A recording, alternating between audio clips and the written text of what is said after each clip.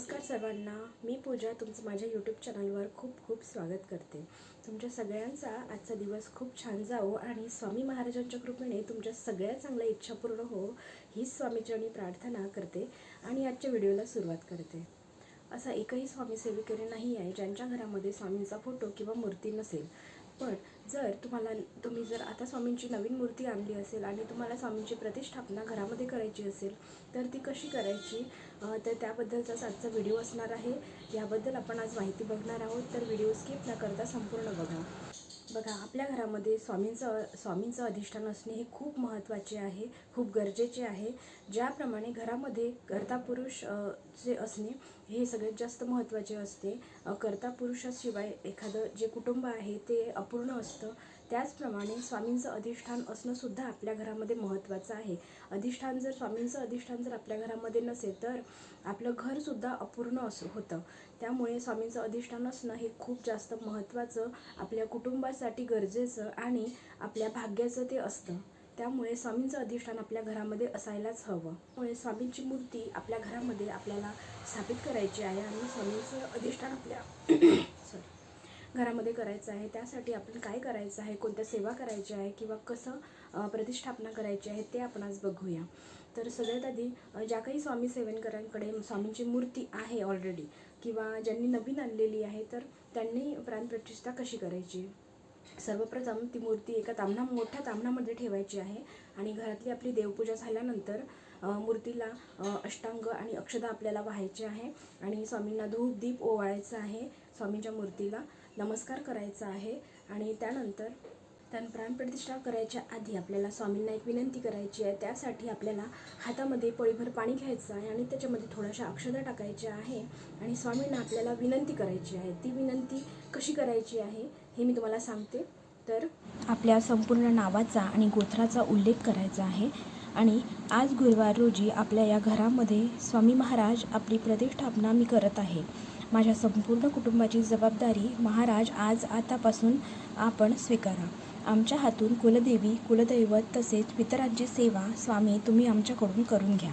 माझी आणि माझ्या संपूर्ण कुटुंबाची आर्थिक, कौटुंबिक, सांसारिक, पारमार्थिक आणि आरोग्याची संपूर्ण जबाबदारी आता महाराज तुम्ही सांभाळावी। तुमची कृपादृष्टी सतत माझ्यावर आणि माझ्या कुटुंबावर नेहमी राहू द्या। आज मी पुढील सेवा करून तुमच्या मूर्तीवर अभिषेक करत आहे, तर कृपया ही सेवा महाराज आपण स्वीकारा। अशी स्वामींना आपल्याला प्रार्थना करायची आहे। पाणी आहे ते आपल्याला एका ताम्हणामध्ये सोडून द्यायचे आहे। तर त्यानंतर आपल्याला देवाला नमस्कार करून मग प्राणप्रतिष्ठा करायची। शुद्ध पाण्याने किंवा दुधाने पळीने आपल्याला स्वामींच्या मूर्तीवर अभिषेक करायचा आहे। तर हा अभिषेक जो आहे, प्रतिष्ठापना जी आहे ती आपल्याला गुरुवारी केली तर सगळ्यात खूप छान उत्तम होईल। पण जर इतर कोणत्याही वारी करू शकता, पण गुरुवारी केली तर जास्त चांगलं राहील। तर शुद्ध पाण्याने किंवा दुधाने आपल्याला अभिषेक करायचा आहे पळीने आणि अभिषेक करताना जे काही मंत्र स्तोत्र सांगणार आहे मी ते आपल्याला म्हणायचे आहे आणि तेही सगळे मंत्र स्तोत्र म्हणत कंटिन्यू आपल्याला अभिषेक करायचा आहे। कंटिन्यू जी धार आहे पाण्याची किंवा दुधाची ती कंटिन्यू आपल्याला एकसंध धार सुरू ठेवायची आहे अभिषेक करताना। तर अभिषेक करायसाठी तुम्ही अभिषेक पात्रसुद्धा वापरू शकता, गळतीसुद्धा वापरू शकता। कारण आपल्याला जे काही स्तोत्रमंत्र वाचायचे आहे तर ते वाचताना कुठेतरी आपलं जेव्हा आपण अभिषेक करतो तेव्हा थोडं दुर्लक्ष आपल्या वाचनाकडे होऊ शकतं। त्यामुळे गळती जर आपण वापरली तर आपल्याला ते थोडं कन्व्हिनियंट राहील आणि गळतीमध्ये तिथे अभिषेकसुद्धा सुरू राहील आणि आपलं इकडे वाचनसुद्धा सुरू राहील। तर त्यामुळे तुम्ही गळतीचा वापरसुद्धा करू शकता। कोणत्याही धार्मिक दुकानामध्ये तुम्हाला गळती मिळून जाईल। तर जर तुम्ही पाण्याने अभिषेक करणार असाल तर पाण्यामध्ये आपल्याला हिना अत्तर, कुंकू, हिना अत्तर, फूल आणि तुळशीपत्र टाकून अभिषेक करायचा आहे पाण्याने। तर अभिषेक करत असताना श्री स्वामी समर्थ एक माळ करायची आहे। त्यानंतर गणपती अथर्व शीर्ष एक माळ करायची आहे। त्यानंतर पुरुष सूक्त 16 वेळा म्हणायचं आहे आणि श्री सूक्त 16 वेळा म्हणायचं आहे। श्री सूक्त, पुरुष सूक्त हे आपल्याला साखळी पद्धतीने म्हणायचं आहे। त्यानंतर 21 श्लोकी जे पवामान सूक्त आहे ते सुद्धा आपल्याला 1 वेळा म्हणायचं आहे। त्यानंतर सिद्धमंगल स्तोत्र 11 वेळा म्हणायचं आहे। तर ह्या सगळ्या आपल्याला सेवा अभिषेक करताना म्हणायचे आहे। हे सगळे स्तोत्र मंत्र आपल्याला पूर्ण अभिषेक करताना म्हणायचं. नंतर मूर्ती ताम्हनातून काढून स्वच्छ कपड्याने पुसून घ्यायची आहे आणि मूर्ती ही आपल्याला सगळ्यात वरच्या पायरीवर, देवघरामध्ये ज्या आपल्या पायऱ्या असतात, लाकडाच्या ज्या काही पायऱ्या असतात, तर त्या सगळ्यात वरच्या पायरीवर आपल्याला स्वामींना तिथे आसनस्थ करायचं आहे. कारण स्वामी समर्थ महाराज हे वर्गातील दैवत्व आहे, त्यामुळे त्यांना सगळ्यात वरच्या पायरीवर आपल्याला स्थानापन्न करायचं असतं. तर त्यामुळे आपल्या देवघरामध्ये जी काही सगळ्यात वरची पायरी असेल तिथे आपल्याला स्वामी समर्थ महाराजांची मूर्ती जी आसन, तिथे स्वामींना आसनस्थ आपल्याला करायचं आहे. त्यांची मूर्ती ठेवण्याआधी आपल्याला हातामध्ये थोड्या अक्षता घ्यायच्या आहे आणि अक्षता हातामध्ये घेऊन आपल्याला एक मंत्राचे पठण करायचे आहे, जो आहे श्रीपाद श्री वल्लभ श्री नृसिंह सरस्वती भगवान श्री स्वामी समर्थ महाराजाय नमः आसनार्थे अक्षतां समर्पयामी. मंत्र तुम्हाला स्क्रीनवर दिला आहे. तर हा मंत्र म्हणून आपल्याला अक्षता तिथे ठेवायची आहे आणि त्यानंतर त्याच्यावर आपल्याला स्वामींची मूर्ती ठेवायची आहे. मूर्ती ठेवल्यानंतर आपल्याला स्वामींच्या मूर्तीला वस्त्र परिधान करायचे आहे आणि हिना अत्तर स्वामींच्या हातांना आणि चरणांना लावायचे आहे. वस्त्र तुमच्या इच्छेनुसार आपण कोणतेही तुम्ही स्वामींना परिधान करू शकता. त्यानंतर आपल्या उजव्या हाताची 3 बोटे मूर्तीवर ठेवून सुप्रतिष्ठी मस्तू असे आपल्याला म्हणायचं आहे.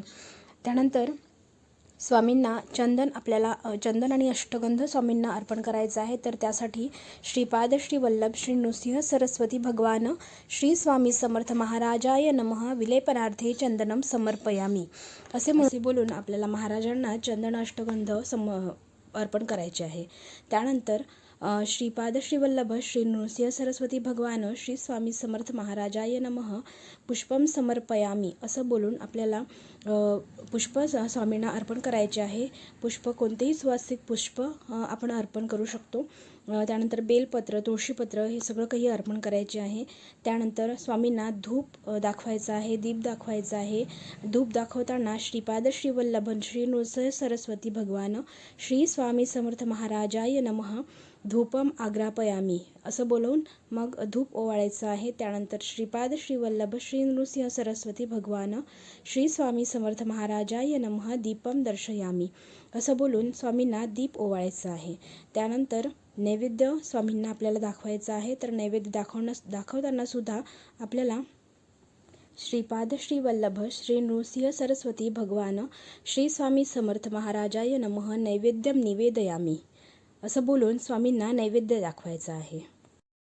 नैवेद्यामध्ये साधं जे काही शाकाहारी जेवण आपल्या घरी बनवलं आहे ते भात, वरण, भाजी, चपाती याचं नैवेद्य आपण दाखवू शकतो. किंवा बुंदीचे, रव्याचे किंवा बेसनाचे लाडू, दूध भात किंवा साखर भात किंवा कोणत्याही प्रकारचे फळं, पेढे या सगळ्या काही इत्यादीपैकी कोणत्याही एका वस्तूचा नैवेद्य स्वामींना दाखवायचा आहे. आता नैवेद्य स्वामींना कसा आपल्याला दाखवायचा आहे हे बघूया. नैवेद्य ठेवण्यासाठी सगळ्यात आधी स्वामींच्या मूर्तीसमोर आपल्याला पाण्याने भरीव चौकोन काढायचा आहे. त्या भरीव चौकोनावरच आपल्याला नैवेद्याचं ताट ठेवायचं आहे आणि नैवेद्याचं ताट ठेवल्यानंतर प्रत्येक ताटातील प्रत्येक पदार्थावर आपल्याला तुळशीपत्र ठेवायचं आहे. तुळशीपत्राचं जे देठ आहे ते स्वामींकडे येईल असं आपल्याला तुळशीपत्र त्याच्यावर ठेवायचं आहे. ठेवल्यानंतर स्वामींना धूप दीप आपल्याला ओवाळायचं आहे. धूप दीप ओवाळत असताना ते अर्धचंद्राकृती असं ओवाळायचं आहे आपल्याला आणि 3 वेळा ओवाळायचं आहे. त्यानंतर एक तुळशीपत्र घ्यायचं आहे, दुसरं ते पाण्यामध्ये बुडवायचं आहे आणि त्याने पाणी आपल्याला थोडं पाणी असं नैवेद्यावर शिंपडायचं आहे. त्यानंतर तेच तुळशीपत्र पाण्यामध्ये परत बुडवून आपल्याला नैवेद्याभोवती 3 वेळा फिरवायचं आहे आणि 3 वेळा फिरवत असताना 3 वेळा आपल्याला गायत्री मंत्राचे पठण करायचे आहे.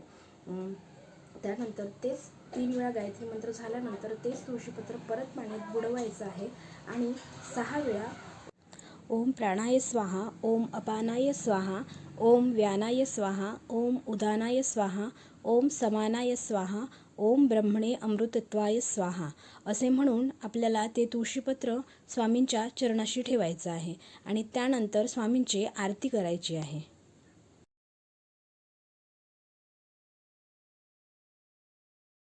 आपल्याला रोज स्वामींना नैवेद्य दाखवायचा आहे आणि आपण जेव्हा प्राणप्रतिष्ठा आपल्या स्वामींची प्राणप्रतिष्ठा आपल्या घरामध्ये झाल्यानंतर स्वामींना न चुकता रोज आपल्या घरी येऊन रोज आपल्याकडे नैवेद्य स्वामींना महाराजांना दाखवला गेलाच पाहिजे. सकाळी किंवा संध्याकाळी तुम्हाला जसं जमेल तसं सकाळी किंवा संध्याकाळी रोज नैवेद्य स्वामींना आपल्याला दाखवायचं आहे. तर या प्रकारे प्राणप्रतिष्ठा स्वामींची करायची आहे घरामध्ये. आणि स्वामींची प्राणप्रतिष्ठा आपल्या घरामध्ये असल्यानंतर आपल्याला रोजच्या नित्यसेवा नक्की करायच्या आहे. तर नित्यसेवेमध्ये एकदा स्वामी स्तवन आपल्याला रोज वाचायचं आहे. त्यानंतर श्री स्वामी समर्थ महाराजांच्या नावाचा जप 11 माळी जप, श्री स्वामी समर्थ मंत्राच्या 11 माळी जप आपल्याला रोज करायचा आहे. त्यानंतर श्री स्वामी चरित्र सारामृताचे क्रमशः 3 अध्याय, ही सगळी नित्यसेवा आपल्याला रोज करायची आहे.